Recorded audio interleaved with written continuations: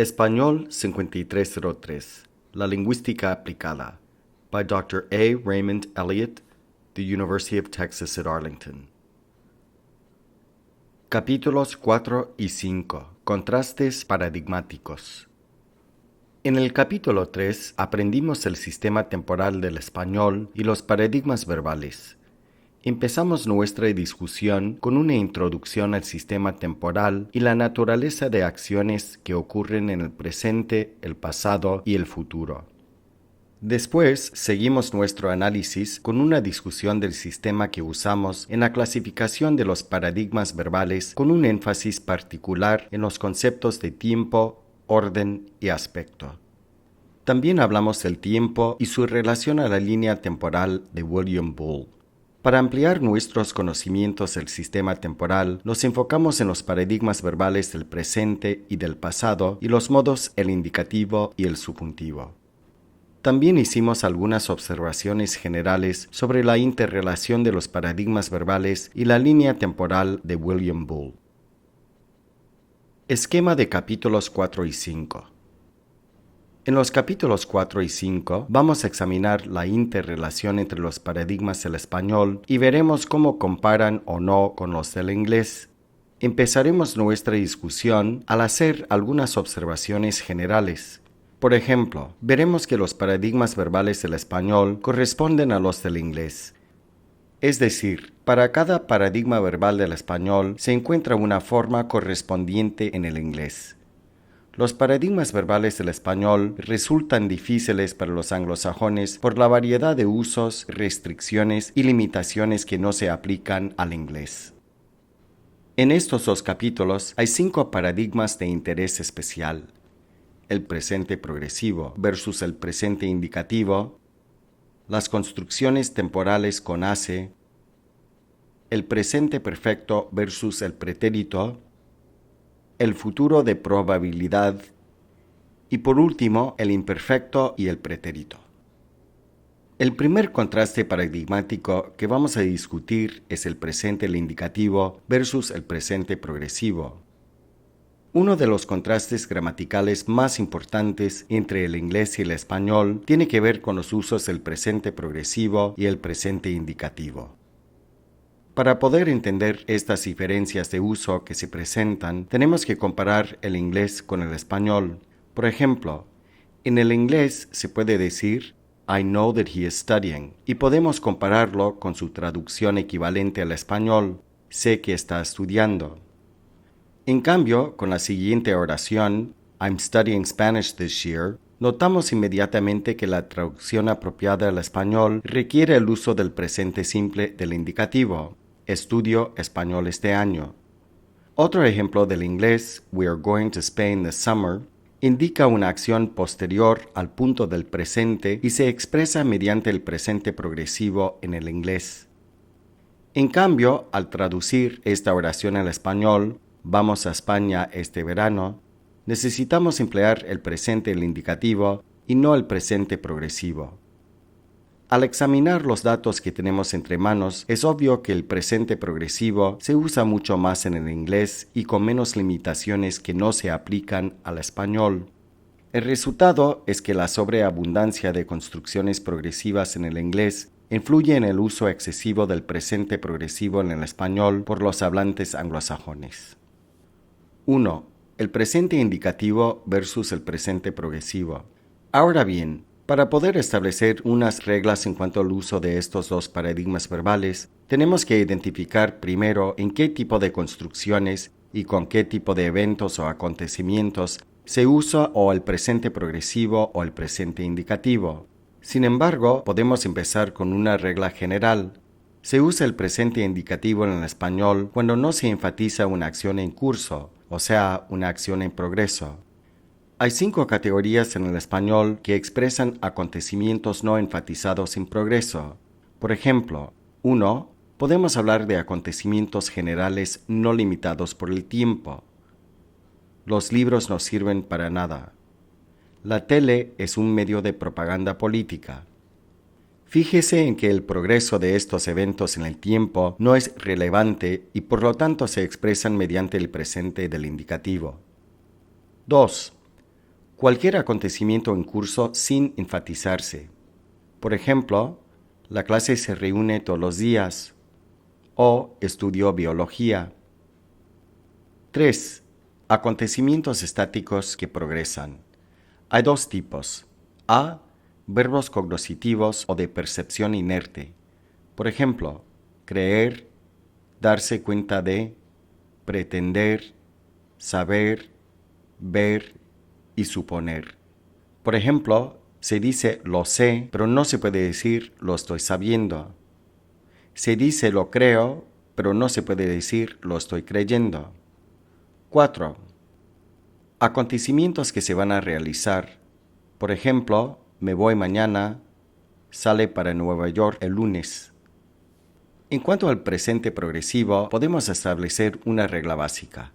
El presente progresivo se usa para expresar cualquier acontecimiento en curso, sea una acción del presente o del pasado. Por ejemplo, ¿qué estás leyendo? Ramón, ¿estás fumando? Estoy esperando un amigo. Todas estas acciones, enfatizadas en progreso, se orientan al punto del presente. En cambio, consideramos las siguientes oraciones. ¿Qué estabas leyendo? Ramón, ¿estabas fumando? Estaba esperando un amigo. Estas oraciones representan todas acciones que se orientan al punto del pasado o al RP, the recalled past. Lo importante de estas acciones, sean acciones orientadas al punto del presente o al RP, es que todas ellas representan acciones enfatizadas en progreso y por consiguiente se expresan mediante el presente progresivo o el imperfecto progresivo. Contraste paradigmático 2. Construcciones temporales con hace. Los hablantes nativos del inglés muchas veces tienen dificultades en formular expresiones temporales con el verbo hacer. Esta dificultad se atribuye mayormente al hecho de que los hispanohablantes miden los eventos del pasado, del presente o del futuro con una relación directa al punto del presente. Consideramos la construcción hace más duración de tiempo. 1. Las expresiones temporales con hace se forman a base de su relación con el PP o el punto del presente. Estas construcciones en español corresponden muchas veces al equivalente de ago en el inglés. Vamos a ver cómo se expresan acontecimientos temporales en el español en relación con nuestra línea de tiempo.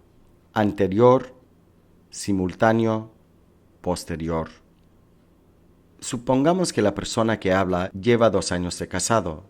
Si el aniversario de esta persona es hoy, se puede decir hace 2 años hoy que me casé, ya que el aniversario ocurre simultáneamente con el punto del presente o con el PP.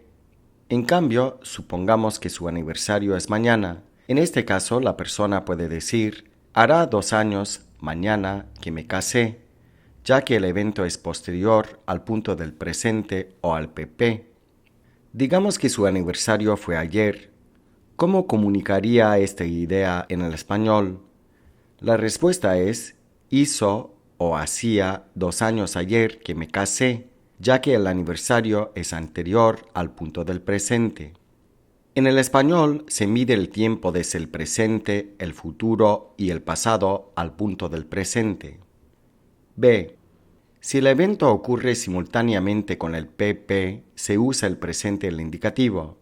Por ejemplo, hace 2 años que vivo aquí.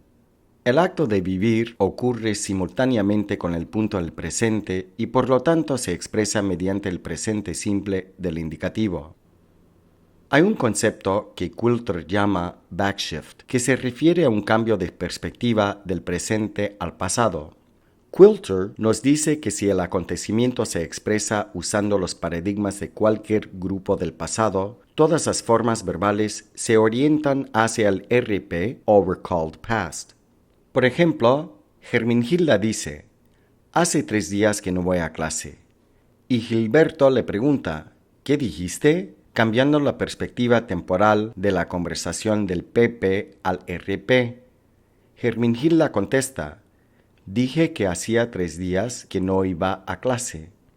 Fíjense en que todos los verbos en la respuesta de Herminhilda ya se orientan hacia el RP. 3. Hace más negativos. Las formas negativas con construcciones temporales con hace se usan con el presente o con el presente progresivo.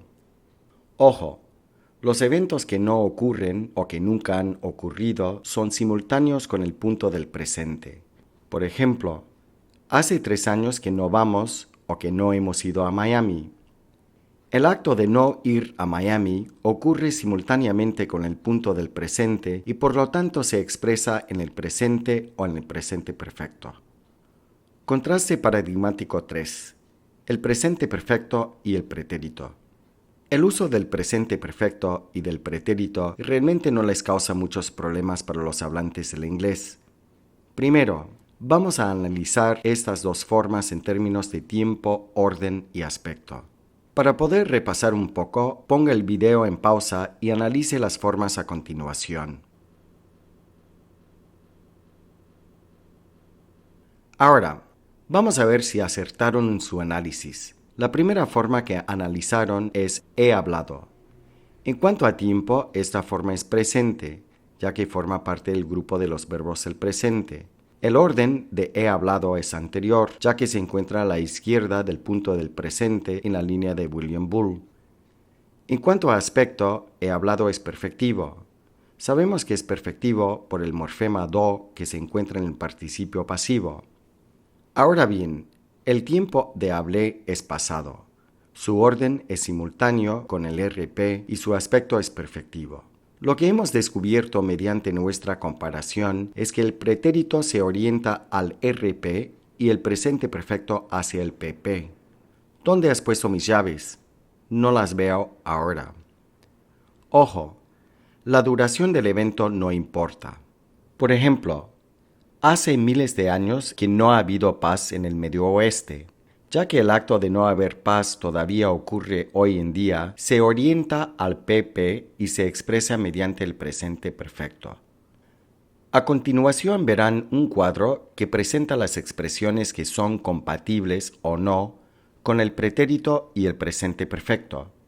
Fíjense en que las expresiones que aparecen en rojo, por ejemplo, anoche, ayer, otro día, la semana pasada, el otro mes o año, no son compatibles con el presente perfecto, ya que estas expresiones temporales, por su mero significado, se orientan automáticamente al RP. Las expresiones temporales en blanco, por ejemplo, hoy, esta mañana, esta semana, este mes o año, se orientan al PP o al punto de ahora y sí son compatibles con el presente perfecto o con el pretérito. Contraste paradigmático 4. Los paradigmas de probabilidad. En el español, el futuro y el condicional tienen un uso que no se encuentra en el inglés, el uso de probabilidad. 1. Este uso especial representa un uso idiosincrático de los paradigmas verbales. 2. La probabilidad se refiere al acto de inferir o deducir algo sobre cualquier acontecimiento y puede orientarse al PP o al RP.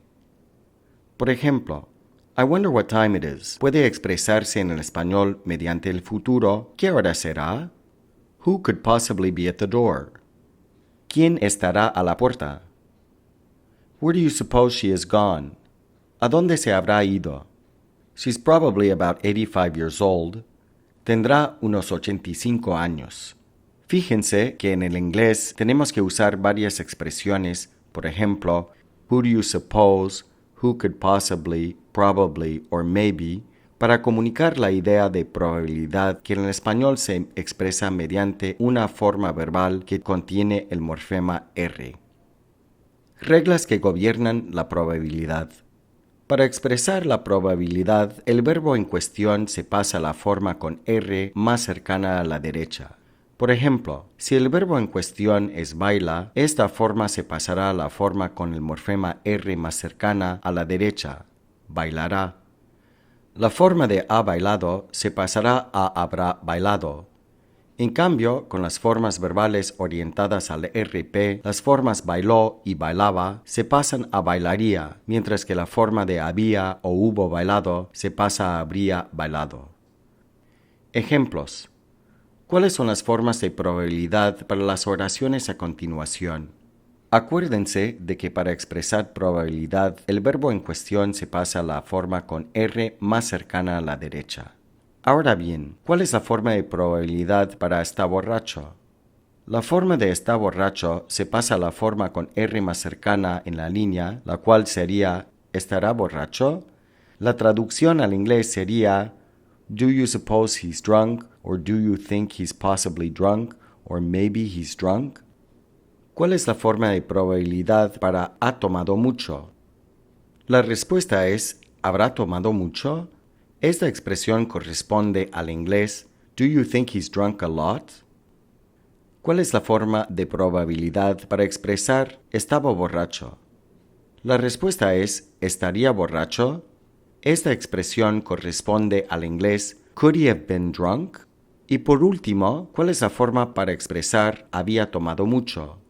La respuesta es ¿habría tomado mucho? Esta expresión corresponde al inglés Do you suppose he had drunk a lot? El cuadro a continuación presenta varias opciones y formas verbales que se pueden usar para expresar la probabilidad en español. Además del uso del futuro y del condicional de probabilidad, también existen otras formas perifrásticas para expresar probabilidad en el español. Por ejemplo, suponer, es probable, es posible, debe de o simplemente debe, dependiendo del dialecto de la persona. Contraste paradigmático 5. El pretérito y el imperfecto. Algunas observaciones. Primero, vamos a hacer una comparación del pretérito y el imperfecto. Consideramos las siguientes oraciones. Cuando Elena entró, yo me fui, versus cuando Elena entró, yo me iba. Ahora, ponga el video en pausa y analice las formas de fui e iba en términos de tiempo, orden y aspecto. Ahora bien, vamos a ver si acertaron en su análisis. La forma fui es pasado, simultáneo y perfectivo. La forma de iba es pasado, simultáneo e imperfectivo. Lo que vemos mediante este análisis es que la única diferencia entre el pretérito y el imperfecto tiene que ver con el aspecto. Estas dos formas son iguales en términos de tiempo y orden. Es precisamente por el aspecto que el imperfecto y el pretérito son los paradigmas más difíciles para los anglosajones y por lo tanto son los paradigmas más difíciles de enseñar. Tal como discutimos en el capítulo 3, los angloparlantes no perciben el aspecto tal como los hispanohablantes. Consideramos las siguientes oraciones. María dijo que estuvo enferma y María dijo que estaba enferma. Estas dos oraciones se traducen al inglés de la misma manera. Mary said she was sick. Sin embargo, el hispanohablante sabe inmediatamente que estas dos oraciones no significan lo mismo. Lo que no se comunica mediante la forma verbal was en el inglés es el concepto del aspecto, o sea, si la acción de estar enferma ocurría simultánea o anteriormente al acto de decir que estaba enferma. La siguiente línea representa visualmente la diferencia entre estas dos oraciones. En la oración María dijo que estuvo enferma, sabemos que cuando hizo María ese comentario no estaba enferma. En cambio, con la oración María dijo que estaba enferma, sabemos que ella estaba enferma cuando hizo ese comentario. La línea temporal nos presenta visualmente las diferencias que se encuentran entre el pretérito y el imperfecto y nos ayuda a apreciar la interrelación que se encuentra entre estos dos paradigmas. La última observación que podemos hacer sobre el pretérito y el imperfecto es que las traducciones was, were más ing, used to más verbo, would más verbo, muchas veces no resultan y por lo tanto no se prestan para hacer traducciones del español al inglés. El pretérito y el imperfecto. Parte 2. La naturaleza de acciones del pasado. Hay 6 axiomas que se relacionan con las acciones del pasado. 1. Cualquier acontecimiento necesita tiempo para pasar, no importa la duración. Puede que sea un relámpago, un segundito o lo que sea. Cada acción necesita tiempo para pasar. 2. Cualquier acontecimiento que ocurre tiene su inicio, su duración y su final. 3. Las características de una sola acción también se aplican a una serie de acciones.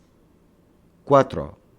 Si cada acción tiene su inicio, su duración y su final, no hay necesidad de hablar de verbos que cambian de significado entre el pretérito y el imperfecto. 5. La selección del pretérito y del imperfecto siempre cambia el significado de la oración. No importa cuán imperceptible este cambio puede ser para el angloparlante. Y por último, 6.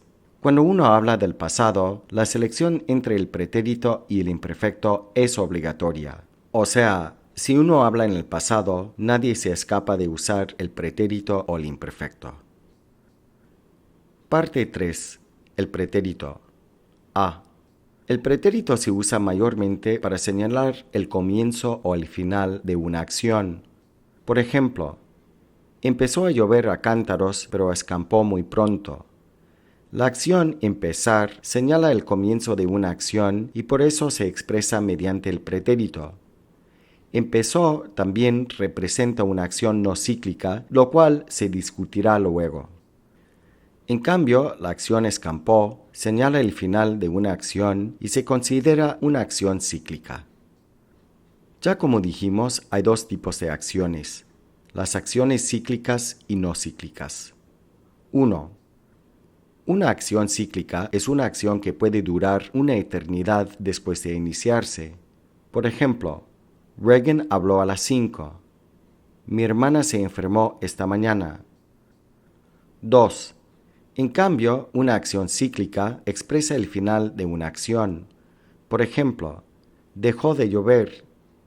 Te llamé 7 u 8 veces. A pesar de que el acto de llamar pasó varias veces en el pasado, o sea, representa una serie de acciones cíclicas repetidas del pasado, se consideran una sola acción cíclica y por lo tanto se expresa mediante el pretérito. Parte 4. El imperfecto. A. Uso principal. El imperfecto se usa principalmente para señalar acciones en curso que se relacionan con otras acciones en el pasado. Compárese las siguientes oraciones. Leí el periódico esta mañana y leía el periódico esta mañana. Al decir leí el periódico esta mañana, el oyente no espera más comentario. En cambio, al decir leía el periódico esta mañana, el acto de usar el imperfecto implica que hay otra acción del pasado que se relaciona con el acto de leer.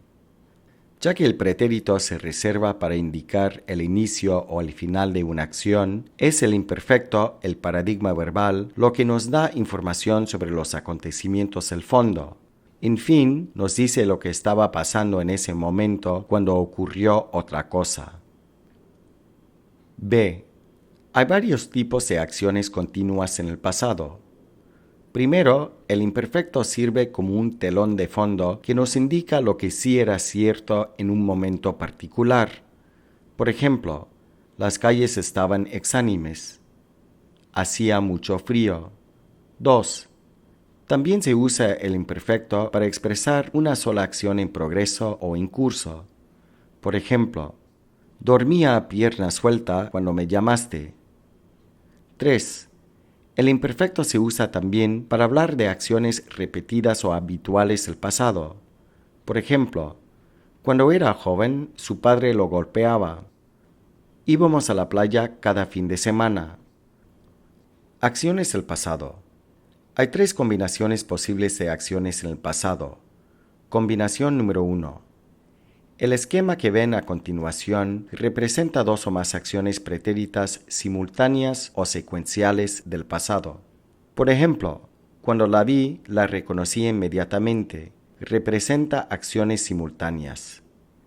En cambio, me levanté, fui a la ventana y la cerré. Representa acciones pretéritas secuenciales. La próxima combinación posible representa 2 o más acciones en curso. Por ejemplo, María estudiaba mientras yo veía las noticias. Y la última combinación posible representa una acción en progreso cuando otra acción la interrumpe. Por ejemplo, Carlos dormía cuando llegaron sus amigos. Con nuestro sistema de usos del pretérito y del imperfecto, ya no es importante hablar de diferencias semánticas con formas como supe versus había, tuvo versus tenía, o conocí versus conocía. La diferencia entre estas formas verbales dependen de que si la acción de la que hablamos representa el comienzo o el final, lo cual se expresa mediante el pretérito, o si hablamos de una acción en curso, lo que se expresa mediante el imperfecto. Sin embargo, hay un grupo muy pequeño de verbos que sí expresan diferencias léxicas o semánticas debidas al aspecto. Por ejemplo, la forma costaba versus costó. Comparamos las siguientes oraciones. No sé cuánto costó versus no sé cuánto costaba. La oración con costó implica que la persona sí hizo la compra, mientras que la oración con costaba no implica que la persona lo compró. Otro ejemplo es merecía y mereció. Creo que él merecía el premio versus creo que él mereció el premio. La oración con merecía implica que la persona efectivamente merecía el premio, pero que no se lo otorgaron. En cambio, creo que él mereció el premio implica que lo mereció y efectivamente lo ganó. Otro ejemplo es comprendía versus comprendió. Consideramos las siguientes oraciones. Comprendía lo que me decía, comprendí lo que me decía. El uso de comprendí implica que había un momento específico en que la persona entendió exactamente lo que le trataba de explicar. Para una lista más completa de verbos que tienen diferencias semánticas debido al aspecto, véase el libro de Quilter. A continuación verán los ejercicios para el capítulo 4 y el capítulo 5. Fin de capítulos 4 y 5.